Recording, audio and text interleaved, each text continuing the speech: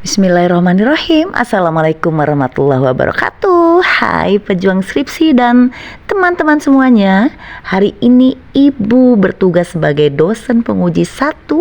Mau ajak teman-teman untuk ikut real sidang skripsi terupdate 25 Januari 2025.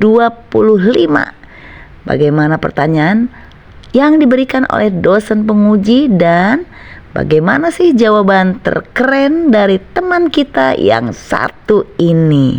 Supaya nggak penasaran, yuk cus ikutin video Ibu.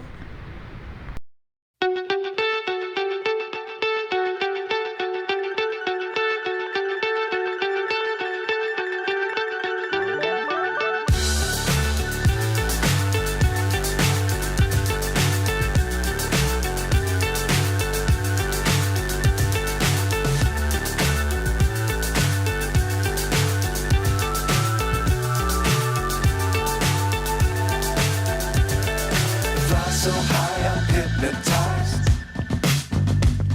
What's up is down, what's left is right. Chasing stars and holding you. I can't see the end, but we'll see it through.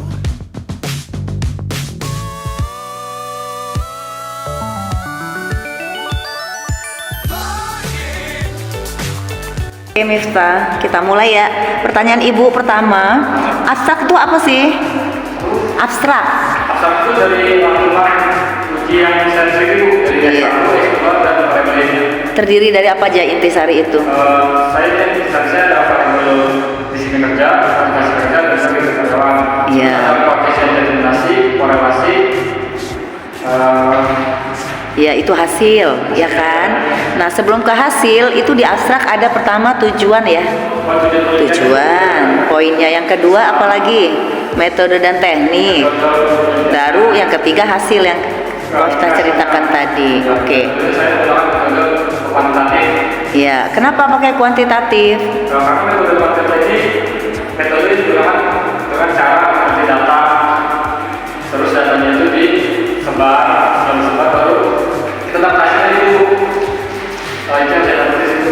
Oke, nah hasilnya apa tuh hasilnya? Tolong ceritakan ke Ibu. Hasil penelitian Miftah. Hasil penelitian itu kita bisa tahu, kita bisa mengambil dulu di sini. Kita bisa di cara dengan cara seperti visioner melakukan SPSS. Setelah melakukan SPSS kita bisa tracking misalnya data lagi. Nah itu bisa tahu nih valid atau tidaknya, bermasalah atau tidaknya dari tersebut. Oke, dari hasil uji validitas valid semua. Ya.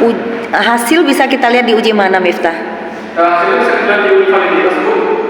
Kalau Uji ya validitas supaya valid atau enggak ya, questionnaire. Hasil penelitianmu kan berpengaruh ya, disampaikan tadi. Bisa dilihat di uji mana? Uji yang terakhir uji apa? ini Nah di situ bisa dilihat. Uji apa tadi? Uji asosiasi ya. T dan F, uji hipotesis, ya kan? Ya. Iya tadi udah disampaikan. Bisa dilihat hasilnya Bu ya. Di uji T terlihat bahwa secara parsial X1 berpengaruh terhadap Y, X2 secara parsial berpengaruh terhadap Y. Nah uji F-nya? Jadi itu bergantian sebutan. Iya, S1, S2 bisa dilihat. Oke, nah itu ya. Oke, lalu tadi pakai SPSS berapa Miftah? Sini saya melakukan penelitian menggunakan SPSS 26 versi 26. Miftah, bagaimana cara mengoperasikan pertama kali nih kalau mau uji validitas? Seingatmu coba gimana kalau pertama langkah-langkahnya maksud Ibu? Kita ada data di GFOAM. Nah, hasil dari GFOAM lalu Terus kita save dulu Bu. Save. Save terus convert ke Excel. oh convert to Excel. Excel ya. Itu kita masukkan data tabulasi dan lain-lainnya. Setelah itu kita bisa pilih ke data karakteristik responden. Iya. Nah, ada banyak ada nama, alamat lahir. Iya. Ya, itu bisa diseleksi dulu. Iya, masuk ke variable view gitu kan? Iya, setelah itu ikutin langkahnya ya, klik analyze, klik. Nanti bisa dilihat hasilnya itu setelah melakukan SPSS. Iya. Bisa dilihat hasilnya. Oke. Atau lihat YouTube Ibu ya, Fahmi Susanti ya. Boleh. Di sana ada tutornya Bu, tutor SPSS. Sekalian iklan. Oke. Dasar informasi suatu. Itu Bu, makasih Bu Jenny. Setelah itu uji tadi loh, teknik analisa data atau olah data. Miftah pakai uji apa aja? Ini yang terakhir dah insya Allah. Pertanyaan terakhir. Ada uji, kan uji kan Bu? Selain sebelum itu dong, uji pertama kali. Validitas. Oke, iya, validitas, reliabilitas dulu. Ya, Lalu masuk ke asumsi klasik. klasik. Asumsi klasik berapa uji yang kamu pakai? Ada 3. Oke, apa aja itu? Itu dari asumsi klasik. Ada kurang lebih 5 Bu. Ada uji totalitas. Oke. Multikolonialitas. Iya. Uji Elastisitas. uji autokorelasi dan uji linearitas. Semua 5 kamu pakai itu. Ya, semua. Ya, setelah itu semua sudah sesuai, lanjut ke uji. Lanjut ke uji TF. Oh, uji kuantitas data dulu yang regresi barusan disebutkan tadi. Iya.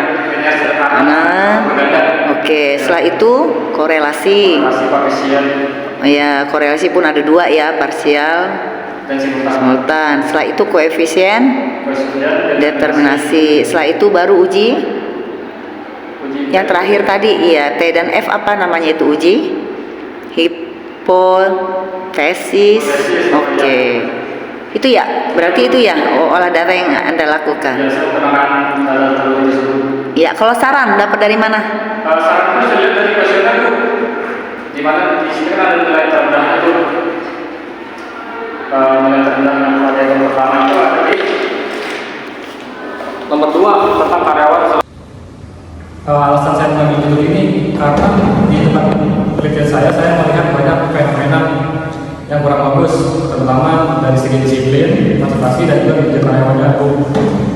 Yang pertama, disiplin itu ada indikator taat terhadap aturan waktu. Nanti karyawan nanti yang itu ada beberapa karyawan yang datangnya ada telat dan tanpa memberitahu jelas kenapa yang bisa membuat telat.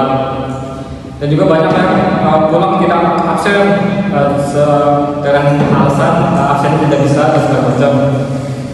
Selanjutnya ada motivasi, yaitu kurangnya motivasi dari atasannya dulu, sehingga memicu karyawan itu tidak bisa bekerja dengan secara efektif dan efisien. Selanjutnya ada yang dari variabel kinerja dan tanggung jawab, yang dimana apabila ada seorang karyawan yang diberikan tugas oleh atasannya atau staf serta manajer, mereka tidak mengerjakan tugas secara baik atau secara menyeluruh, bahkan ada yang tidak mengerjakan tugasnya. Ada beberapa yang mengerjakan tugasnya, tapi tidak secara detail, hanya sekedar mengerjakan saja. Permasalahannya di situ. Selanjutnya ada dari saran saya yang pertama itu tentang disiplin kerja, di mana dapat nilai terendah itu pada indikator yang pertama. Indikator pertama yaitu ada taat terhadap aturan waktu, yang dimana karyawannya datang tepat waktu dan pulang tepat waktu. Terus disarankan kepada perusahaan agar memberikan SOP yang tegas serta memberikan sanksi kepada karyawan agar tidak sering terjadi keterlambatan masuk kerja dan berdampak efek jerah pada karyawan. Selanjutnya ada motivasi, yaitu yang pertama ada nomor 1 dengan pernyataan karyawan termotivasi dalam bekerja untuk memenuhi kebutuhan tempat tinggal, yang dimana mencapai skor sebesar 13,7. Sarannya untuk perusahaan lebih baik lagi sebaiknya memberikan penghargaan dan bonus serta reward, karena dengan begitu karyawan merasa dihargai, bisa cenderung lebih bekerja dengan lebih keras, dan maka dari itu mereka akan memiliki tempat tinggal yang lebih layak.